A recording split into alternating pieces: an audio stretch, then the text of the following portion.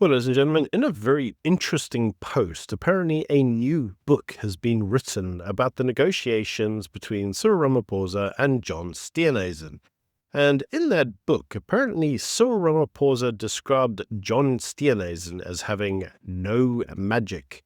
In his working relationship, well, he accused the DA of being in government, but also being the opposition. He complained that apparently the DA leaks cabinet details, breaks trust, and undermines the collective responsibility. He contrasted John Steenhuisen to past negotiations that he's had with parties, such as Rolf Meyer, saying that he never felt trust with John Steenhuisen. Instead, every meeting risked being live tweeted, he claimed. Helen Ziller, in response to Cyril Ramaphosa's allegations, Helen Ziller, the DA's federal chair, retorted that the ANC is dubious and dishonest and says that the DA's participation is conditional.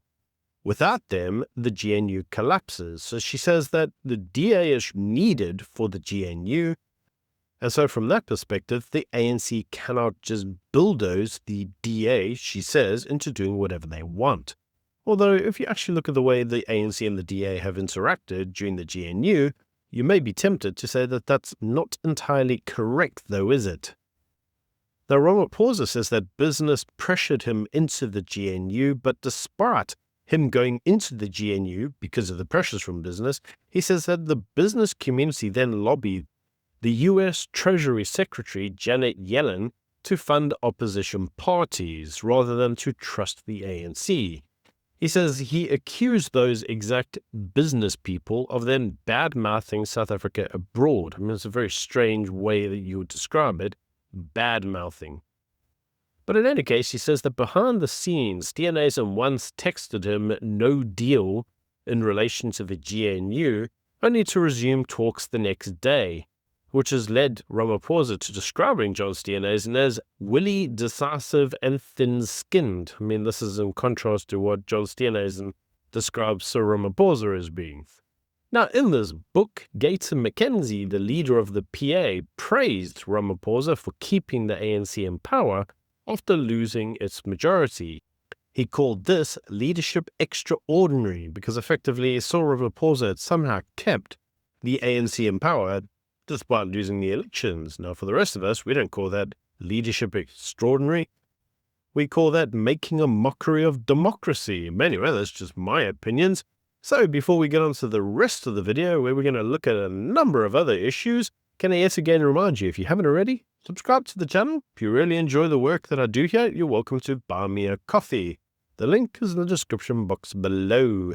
So let's get on to the actual news stories, and I do beseech you, please don't go bother reading this bull rubbish of a book. It just sounds the most boring crap ever. Who the hell wants to read about GNU negotiations? And I'm sure you won't.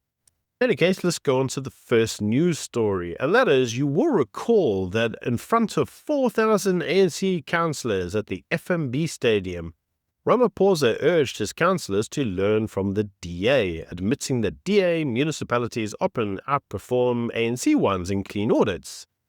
Now, councillors have since then gone absolutely nuts, and ANC members have all just been losing their bananas because of this. Now, some councillors have called this a kangaroo court and accused Ramaphosa of humiliating them. I mean, to be frank, I would have thought the humiliation was just walking around with an ANC t-shirt, because let's be frank, anybody that looks at you with an ANC t-shirt looks at you like, well, there goes a criminal. In any case, Free State councillors complained that failed municipalities were being led by convicted mayors still in office. This is the same councillors who will then push and vote that mayor into his position of authority, because that's how this works. You go to a council meeting and you vote for the guy. So now you're complaining that he's corrupt, but you put him there. That's the ANC all over, isn't it? Now, ANC insiders said that the collapse of municipalities isn't the councillors' fault, although I'd love to know who it is. Apparently, it's senior officials deployed by the NEC and the PEC who loot these funds, they say. Well, that's not entirely true, though, is it? Apparently, many councillors feel they're scapegoats, and that's because they're the ones on the ground quite often stealing the loot. Like the NEC members, they want to loot the money from like the national coffers, not the local or municipalities. They want a big moolah. Now, the ANC Youth League's president, Colleen, blasted Cyril Ramaphosa's statement that the DA governed better than the ANC as apparently ignorant. Comparing DA metros with ANC's rural municipalities is like comparing bananas and apples, he insists. Now, he insists that ANC municipalities serve the majority of the Boer, unlike the DA metros, who serve the urban elites. And to that, I would say, well, that's just hogwash. But in any case, the ANC Youth League president demanded underperforming councillors be replaced by younger, energetic leaders showing a growing generational revolt. But I would ask you, how many of these younger leaders have anything between their ears? Because we've all seen how they've gone through university, and the only thing that they've really been able to come out with is a qualification in gender queer theory and how to decolonize, insert subject here, and that doesn't really lead for really good governance in local municipalities. In any case, as you know, the DA has capitalized, with John Steenhuisen gloating that even Ramaphosa admits when the DA governs, it delivers. Yes, John, is that before or after he says that you lack any form of magic and you're thin-skinned and you're a bit of a wishy-washy nobody? So anyway, let's move on to the next story. And this is the news story around the trade tariffs, because according to the Trade Minister Parks, he confirmed that BEE, Black Economic Empowerment, has yet again been flagged by US negotiators as being a barrier to any form of trade agreement between the US and South Africa. He also admitted that land expropriation was also raised as an issue in Washington, and we're going to get through to the land expropriation issue in a minute. Now, apparently, Ramaphosa is in New York at the UNGA while South Africa negotiates desperately to soften Trump's 30% tariffs, which, as you know, are devastating South Africa's automotive, agricultural sectors. Now, the Business Leadership SA's leader, Busi, says that momentum is positive in these negotiations, but that the US is unpredictable, which makes planning impossible. Apparently, tariffs have already killed export orders and cost jobs in auto factories, and they desperately need a trade agreement. Nothing any of us are looking at going, oh, we didn't already know that. But Busi says that AGOA, which many of us are already saying, well, that's done because we haven't seen the bill go before Congress to extend it. She noted that apparently it's due to expire this month. She says that renewal is uncertain and Congress may rewrite it entirely. But to that, I would say, a bill of this magnitude to be rewritten in 7 days?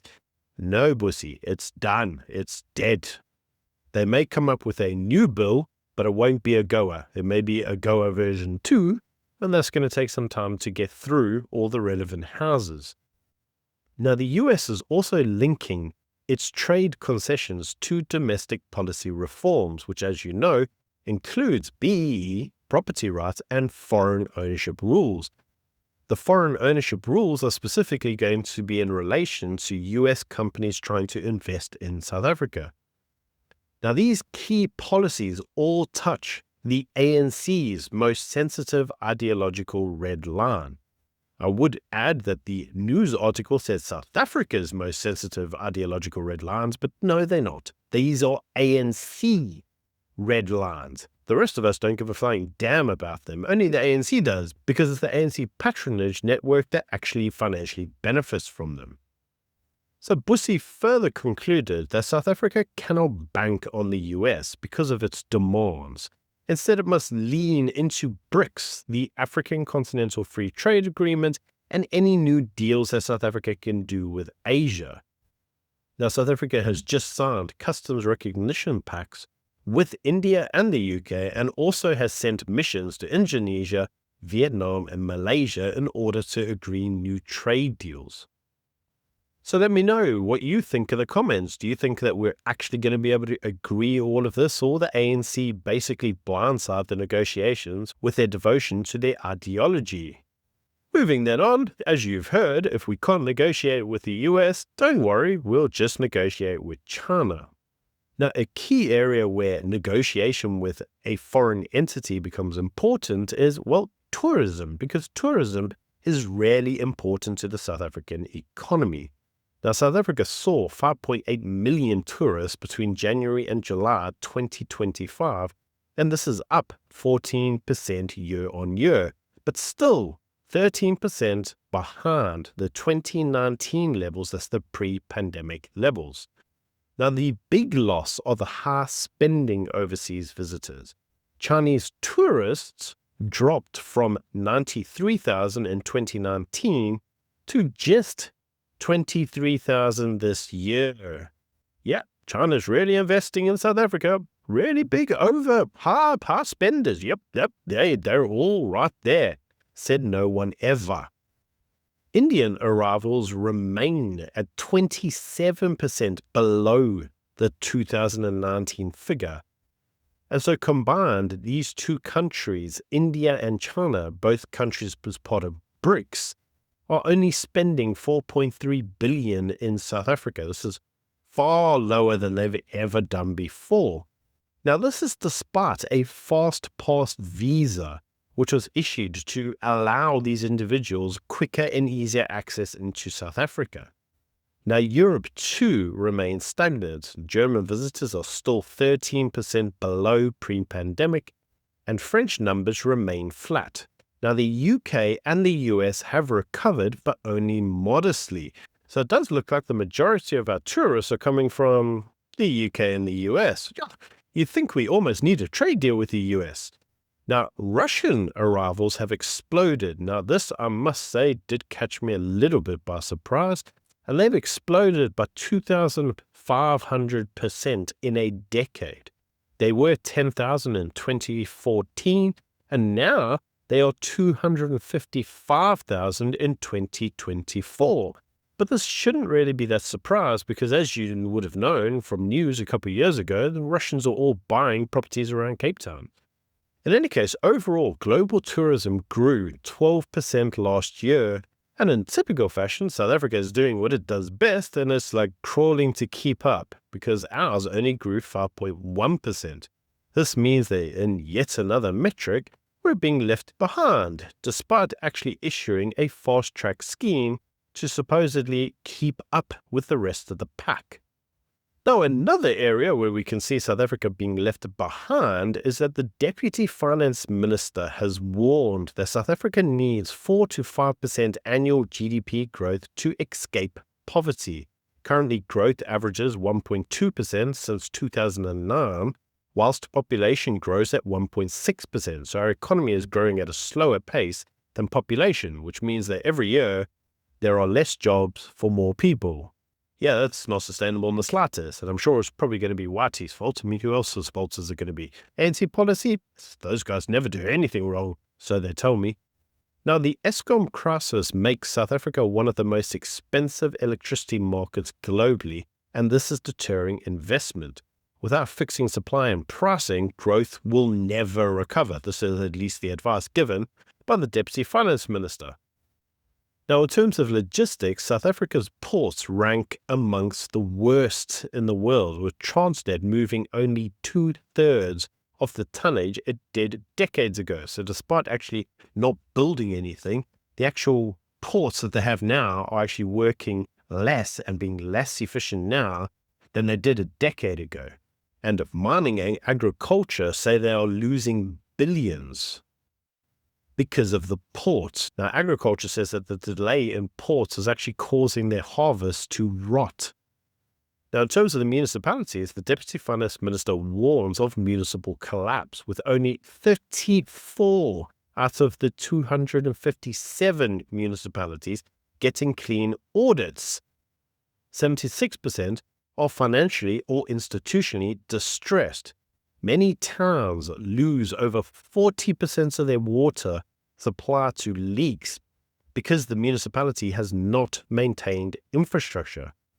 Treasury spends 22 cents of every rand just on debt interest, and nominal GDP growth is just 2.5%, but government debt costs amount to over 10%.